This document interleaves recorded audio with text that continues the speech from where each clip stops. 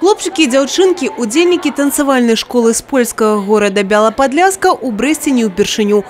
У студзені яны стали першай арганізаванай группой, якая скарысталася магчымасцю бязвізу. В Бресте мы бываем достаточно часто. И первая наша поездка была в январе этого года. Ехали мы на конкурс танцевальный, я привозила большую группу. Ехали с наградами, дипломами, кубками. Мы довольны. Гавораць, калі ўзнікалі цяжкасці перакладу, пераходзілі на мовы танца і творчасці. Кажуць, у Брэст закахаліся з першага погляду. За гэты год гэта ўжо наш 4-й візіт. Прыязджаем мы на конкурсы, на экскурсіі убачыць ваш горад. Зараз у праграме візіту не толькі экскурсіі, але і сапраўдная казка. В каком временном измерении мы сейчас находимся? Вы что, уважаемые, смеетесь над нами? Да вам любой ребенок ответит, какой сейчас год. Элла Нитхарук и Кася Филиппук с цікавасцю назіраюць за падзеямі, якія развіваюцца на сцэне.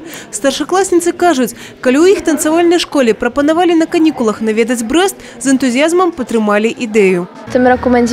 У мінулым годзе я першы раз прыехала на танцавальны конкурс у Брэст. Выступаць з іншымі групамі было вельмі цікава.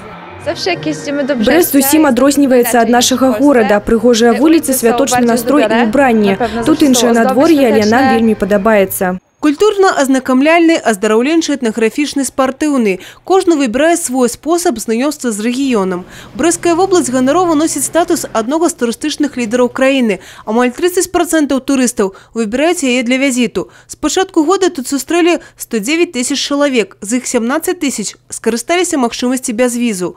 У развіццё зручнай інфраструктуры па розных падліках ужо інвеставана каля $30 мільёнаў США. Значительно изменилась и наша область. Появилось более 180 торговых объектов, появилась 21 агроусадьба, это только на территории безвизовой зоны. Появилась возможность воспользоваться услугами возврата НДС по системе Tax Free. Более 30 объектов в настоящее время дают эту услугу.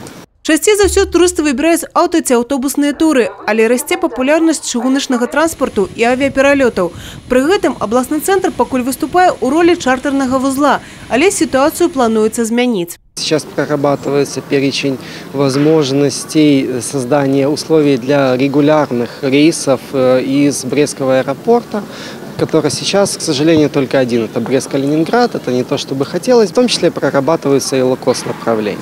Отдельно отмечу то, что только благодаря чартерным программам более 12 000 туристов отдохнули в этом году, воспользовались услугами именно чартерных компаний из нашего аэропорта.